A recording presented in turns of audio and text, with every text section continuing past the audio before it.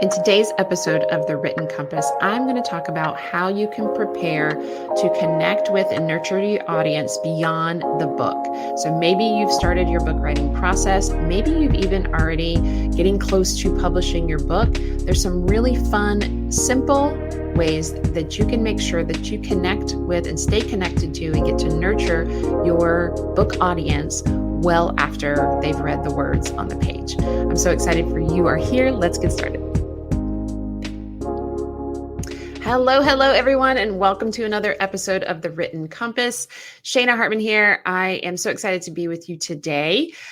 I have really been leaning into and working on what does this audience need, what is going to support you most. And luckily, I have a team of amazing folks on the Synergy Wellness team, on the Synergy Publishing team, who really help me feel into and think about what is most important. What are we noticing with our clients right now? We have lots of clients who are really starting to head into the full book creation process. They may have started at the end of last year or the beginning of this year, and they're already well into their drafting phase. We have one client who's getting ready to publish very soon. I cannot wait to share her book coming with you. It is so needed in the world. And so as I think about these kinds of episodes and what I want to share, it's not unlike what goes on in whatever I'm working on in writing and what my clients are working on in writing, right? So really feeling into what are the messages? What are the things I'm noticing? What are the things happening around me? And so today's episode is actually going to focus all about that. And it is about connecting with your reader beyond the page. So this is something that I find is powerful for people to think about as they're embarking on their book writing journey, because we want to make sure the book has a vision. It's going to take on a life of its own. It's your words from the inside coming to the outside. And there's a lot of interesting things that happen around that process. And so what I want to talk about today is what can you have in your book? What can you think about that takes the reader, the person who's going to be buying your book, reading your book, beyond the book? So how do you create connection to your readers, people that you may never know will be across the globe? Yes, believe it or not, your book will be read by people around the world. It just happens because amazingness, internet, all that good stuff. So not only how to connect with them, but how to nurture them as well, that new audience that a book allows you to be connected to. So I'm going to get into what are some things you can have in your book that allows people to connect with you beyond those pages and how you can continue to nurture that relationship. And I'm going to do it from a scale of like crazy simple, low tech, all the way up to a little bit more advanced.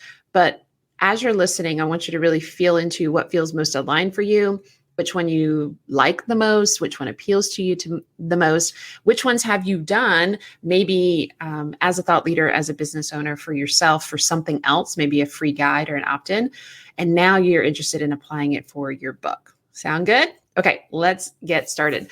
So the first one is really simple, and that is to simply connect them to wherever you like to already connect with your audience. And I'm going to use the example of social media. Now, caveat, please know that I am not a proponent that you have to be all up in the social medias, doing all the things, all the platforms. This is all about alignment. Remember, I'm an embodied writing coach. So I support people in finding what is going to feel really light and really easy and really powerful all at the same time. So many of us are on social media. Most of the clients that I work with use social media in some way, shape, or form. And so when they are embarking on writing their book, it's really fun to think about how we can use those spaces, those platforms, to connect, not only as you're writing the book, right? As you're preparing to write the book, you could connect with potential audience members, potential readers who will buy your book, but also after the fact, right? And how you can help people continue to get to know you. That way, any future books that you write and publish, or any future things that you do, that audience can be there and be connected to you. So connecting your audience through your book to wherever you live on social media is really cool. And if you're not on social media, this might be inspiration to set that up, right? I would say go with the platform that feels lightest, easiest to you and start there, right? And then if you already do have social media, but maybe you've been kind of just willy-nilly with it, using it, to update family or about your family or share random funny memes or whatever it may be, this might be an opportunity to create another account that feels more aligned with the book. Doesn't mean it has to be specifically about the book, but maybe a little bit more of a professional persona that you want to put forward. Or it could just be an opportunity to start to clean up and shift the social media platform that you're using already. So right now, if you're already on social media, there might not be really a strong reason for folks to follow you, right? Other than just they know you or became acquaintances with you. And that's just what we do right now in this day and age, right? We just kind of follow people. But other than that, there might not be a strong reason. Well, your book becomes the reason. So you can really very clearly direct people to your socials to connect with you with the intention of, oh my gosh, I read this person's book. I want to stay connected with them. The other cool thing about making this social media connection, using your book as the way to do that, is you get to talk about your book more, right? You get to read and share excerpts from your book. It allows you to both direct people to buy your book, and it allows you to stay connected for, like I said, future books, workshops, speaking opportunities. For someone like me, I'll use myself as an example. I want to direct people from anything that I publish to my social media because that is the most up-to-date way that I keep people up to date with what I'm doing. Offerings, workshops, programs, when we are enrolling for a new class in our embodied writing or our legacy author groups.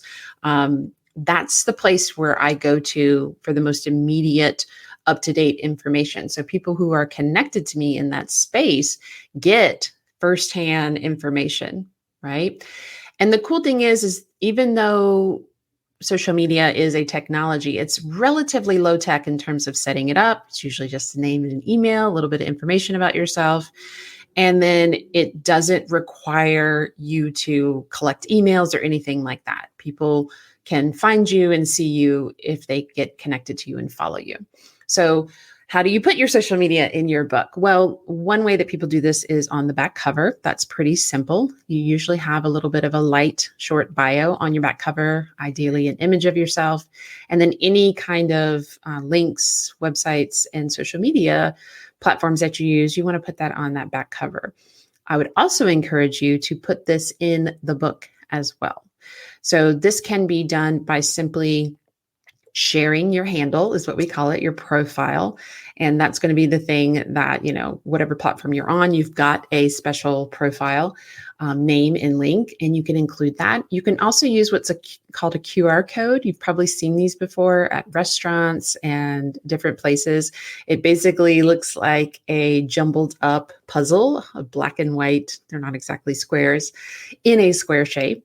And anybody can create one of these and put it as an image in their book.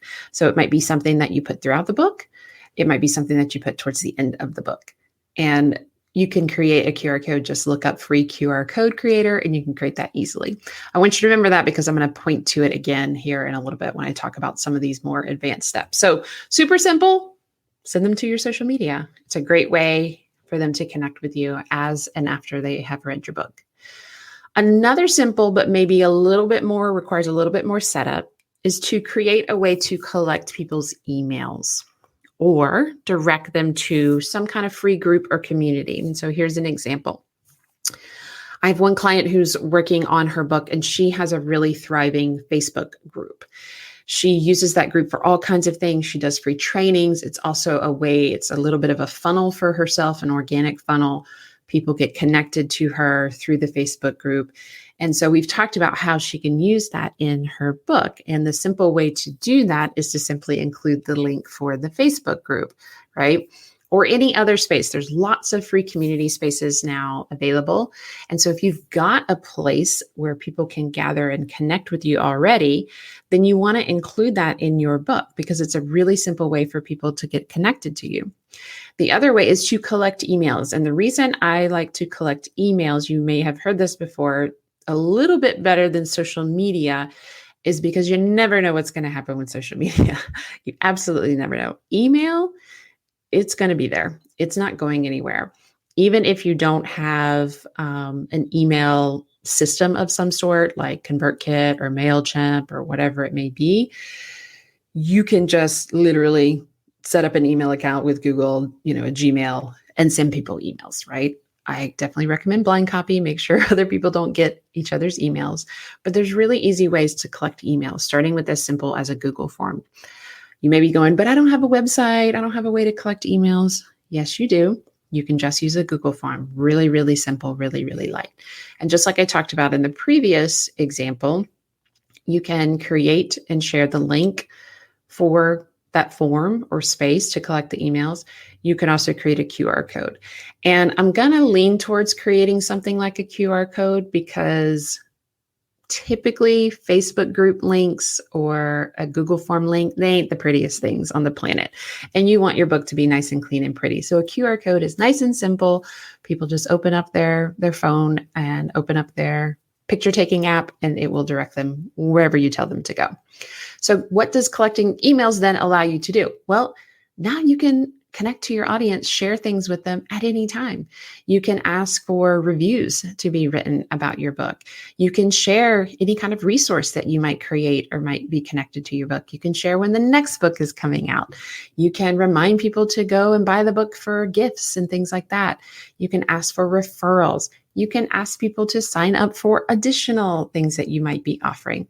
So an email, you can just also share, your latest thoughts. It can be kind of a place for your newsletter or a blog to nurture that audience and really support them with the ideas and beyond that you have in your book. So if you want to create and nurture an audience, setting up some way to collect emails from your readers is one of the best ways to do that.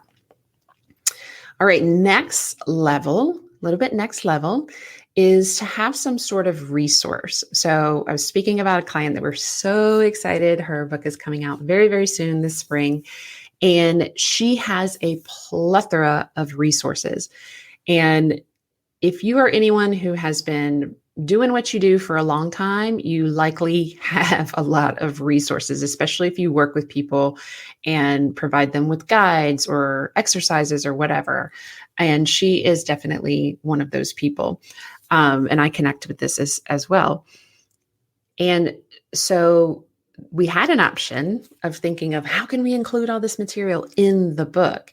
And it very quickly became, wow, this is going to completely overwhelm the book. It's going to take it to a whole different direction. It's going to make it longer than we wanted it to be for the audience she was targeting. And so very quickly we realized this just needs to be on a website, on a web page. Now, this is why this is a little bit next level. She has a practice. She works with clients. So she has a website. She already had one set up. It's not that difficult to set up a website these days. So ping me if you need any support around that.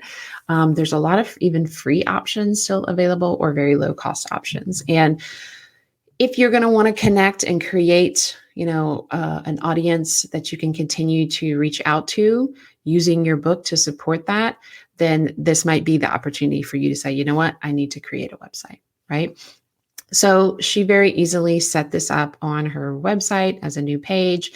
And there's two different ways you can think about how do I give people access to this. So one is that the link you share in the book, again, via a URL or a QR code, can go straight to the page with all of the resources. I've seen plenty of authors do that, and that is fantastic.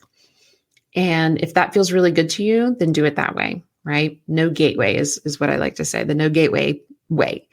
Another option that I do recommend for my clients, because a lot of them are still connecting with people, building audiences, is to collect an email, and then they get access to that page. So it's just a little bit of another layer of exchange, so to speak, of information so that people get to stay connected with you. And we want to make it worth it. So make sure whatever that resource page is valuable. I'm not saying you have to give away all your trade secrets and videos and whatnot, but you do want to make it valuable. And if someone is sharing their email with you, that is kind of an energetic exchange. So you want to make sure that they're going to receive after the fact, not just that resource necessarily, but have a little bit of a plan. And I love supporting people with this. This is part of what we do. As I'm helping people write their books, we're also thinking through and getting writing, yes, even for emails and all of that for when people step up and sign up and share their email, what is that nurturing going to look like long term? And so that's really fun. So that is, and a little bit of a next level is to share resources with people, things that maybe you couldn't include in the book or didn't want to, or was too difficult to. You can have them go to a space and share those resources with them. I recommend collecting an email before they get that resource, but that's totally up to you. Now I'm going to talk about kind of two more advanced levels of connecting with and nurturing your audience. The first one is to share or even sell a course connected to your book. Now, we had a client last year, Laura Wick, founder of Body Mind Coaching, and she published her book, The Body Mind Method. Go check it out. It is amazing. If you are a service-based practitioner in any way, shape, or form, and you are looking to add coaching or start to become a coach, this is going to be an amazing resource for you. She had a course that was actually the impetus for writing the book, was this course. And we wound up creating a free course. So she gives this away for free when you purchase the book. She has this very similar to the previous example and suggestion.